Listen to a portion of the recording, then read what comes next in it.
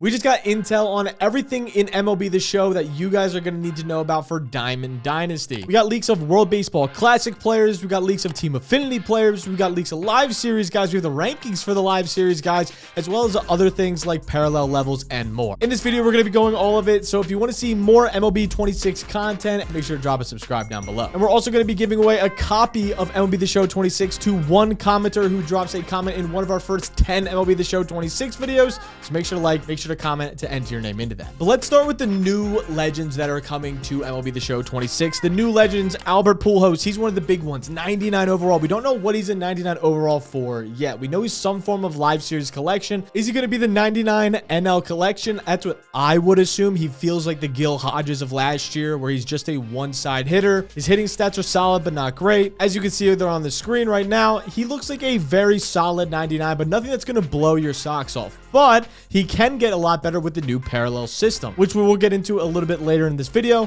which can increase his power, contact, all that sort of stuff, which we'll again get into a little bit later. But some other legends that we have Tulo in the game. I think Tulo might be our 99 Live Series collection. There's a lot of hype behind him. People are excited. We have Felix Hernandez. We have Dustin Pedroia, who's also a really exciting player that I think a lot of people are hyped to play with on their squads. Matt Carpenter, Zach Britton, Andrew Jones. There's a ton. Roy Capanella. I had a ton of his old baseball cards from my grandpa. Shout out Roy Capanella. A ton of others that are in the game that we're all super excited for. So those are the legends. Those are the main things. Let's hop into the parallel XP that I was talking about earlier in the parallel system. Parallel XP scales a lot differently, and it scales with difficulty. So we have rookie, which is 1 times XP, level veteran, which is 1.3 times XP, all-star, Hall of Fame, legend. They all go up as, again, you see on your screen.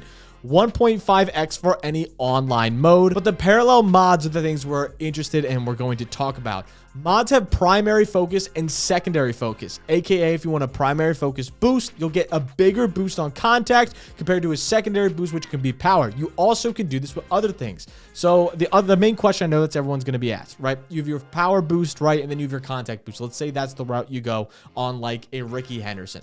Will I still get +5 in other areas? Yes. So apparently you still will get +5 in other players, but you have an opportunity to get even bigger of a boost on those specified primary and lower focuses of your cards. They didn't go into super specifics, but I would assume it's going to be like you can get +7 and then you can get +6 on your secondary or something, like 1 extra on those two. That's what I would assume on primary and secondary, but I can't guarantee anything. They haven't really showed us the full details. Most likely we're just gonna have to wait till the game comes out, or like a day before the game, and then we'll figure out the exact details of parallel. But as soon as that does come out, I will make a full video on exactly how parallel XP works and the new way to do it, so you can maximize your players and every single player you have instead of just guessing and hoping you're doing the right thing. The next big thing is gameplay changes. So obviously they changed the PCI sensitivity. That was like #1 thing they threw out there, is the PCI will have its own sensitivity. So you will be able to move the PCI up and down as you're playing the game a little bit faster or a little bit slower. We all have played Call of Duty, or 90% of the people watching this have played Call of Duty.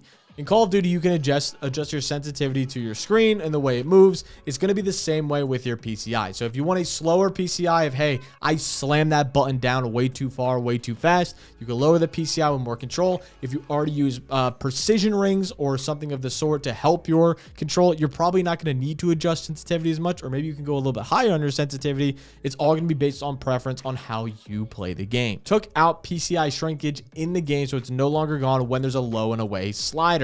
So again, when we used to swing with a lefty against a lefty pitcher and he threw a far and away slider, your PCI was minuscule. It was absolutely tiny. It was almost impossible to hit. So that makes people think that there's going to be less switch hitters, because now you can hit with both sides of the bat a little bit better if you're a righty or a lefty. I highly disagree. I do not think that's going to be the case, because switch hitters still will have the platoon advantage. And now it's not just righties and lefties that are getting this advantage. It's still the switch hitters are also still getting the advantage. They still will have always the advantage on a righty or lefty pitcher. Will they make the switch hitters as good as they did last year? I don't know that yet. We don't know the games, but I would have to assume it's still going to be a switch hitting meta until they allow you to have custom lineups for your righties versus your lefty. I think once they do that, then we finally will get a spot where we're like, hey, maybe this is finally going to work out in a spot where switch hitters are not super OP. Also, now you can pitch from the windup. I know a lot of people were talking about this because they originally said the stretch only was introduced earlier in the year, but a ton of backlash came of people saying they do not want that. People like Tariq Skubal will be impossible to use as his stretch is awful. So they did bring back the windup on online play, but apparently you can switch it on and switch it off. So we'll see how that works. But I would assume everyone's going to keep the windup normally on unless you have a super slow pitcher that you just don't want to use that for. Outside of that, that's the main gameplay changes we've seen. We haven't seen anything else come out from them, but we do know something about the cards. We obviously saw the World Baseball Classic players. I'll flash some examples on the screen of some of the guys you guys are going to be seeing. There's a ton of names already that were released, but the main thing I want to talk about with the World Baseball Classic. So apparently there's going to be over like 30 or 40 World Baseball Classic cards, and even more so than that, we have Team Affinity, which is going to be the Jolt series like we saw in the first edition of Team Affinity last season. Everyone liked the Jolt series, well, like that sort of stuff. I think that's not my complaint here. My complaint is we're going to see well over 100 cards within the first week and a half of this game. First week and a half, 2 weeks of this game. I really hope they do not push the power creep too fast. I talked about it on my stream the other day, and I truly believe it, that this power creep could be really bad for MLB the Show 25 if they're doing the things I think they're doing. They introduced a 90 overall Murakami card. He seems awesome. He's going to be a card everybody uses. He always rakes. His swing is awesome. Everybody loves him. They released an Akamoto card who's an 88 overall. I'm going to use him. I'm a Blue Jays fan. For me, that's awesome. I get that. An 88 overall on launch is already 2 to 3 overall higher than what we had last season. Or last year, excuse me. Last year, we had Jolt Series cards. They were 85s and 86s overalls. This year, they're 88 overalls. I'm assuming there's also 89s, as we've seen. And I'm assuming the collection reward is probably going to be a 90. We already saw a leak of a 90 Andrew McCutchen card, which everyone thinks is also a live series collection for the Pirates. The only good player that'd be worthy of anything on the Pirates is Paul Skeens. How is Paul Skeens holding up to a 90 Andrew McCutchen card? That's confusing to me. So I think there's a lot of things with the power creep there that I'm very intrigued to see when we get into the game. If we're going to be having 90 overalls right off the game, right as the game starts. Last year, we didn't have that. It took us about 3 to 4 weeks for us to even get to 87s. Now we're getting 88s off rip. That's scary to me because if we get 99s in like May or June, the game's going to die very fast. Once there's too many 99s in the game, there's not enough versatility in the game. People get tired of the game, leave the game, wait for Madden, wait for 2K, whatever to come out next. That could make the game die way too fast, and that's what I'm worried about, especially when you have competitors like Arc Raiders, Marathon, whatever else are out. There's other games out that are super popular right now. Even the new Pokemon's re-releasing. People are playing those. There's other games that are out that are a little bit competitive with MLB, unlike last year where it's not competitive at all, that I think it could drive away the audience if they go too far, too fast. Where last year's power creep, when they had 99s released in August, when Madden 2K came out, I thought that was perfect. Because you had content all the time, you had new cards getting better all the time, you had tons of collections, like it was so much fun to grind MLB last year, and I really hope they do the same thing this year, and I'm not overreacting to the power creep. But again, we're getting World Baseball Classic cards, we're getting Team Affinity cards, we're getting 64 Team Affinity cards, we're getting one pitcher and one batter, which I'm super excited about for each team. So each team will start with a captain who will be used for theme teams. And again, the World Baseball Classic players this year, unlike 2 years ago, will be allowed to be used in theme teams. 2 years ago, if you were Team Japan, you just got Team Japan, you couldn't be on the Blue Jays as well.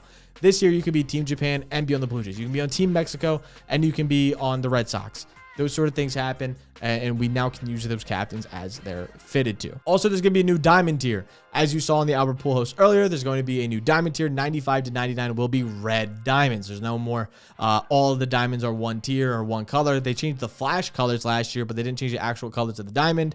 This year, they're changing the colors to diamond, similar to how 2K does, to where now it's a red diamond for anywhere from 95 to a 99 overall. Overall, that's just about everything that you need to know for MLB The Show 26 and what's coming for the game. We're going to get more updates as the week goes on, and I will be putting out more videos as the week goes on and we get more information, and I'll be spamming videos when the game actually drops on how to get stubs, how to get XP, the fastest way to do the live series. All the normal stuff we do on this channel will be coming at you as soon as the game drops, so make sure to stay tuned for that content. And outside of that, make sure to like, subscribe, all sort of fun shit down below, and I'll catch you guys next time.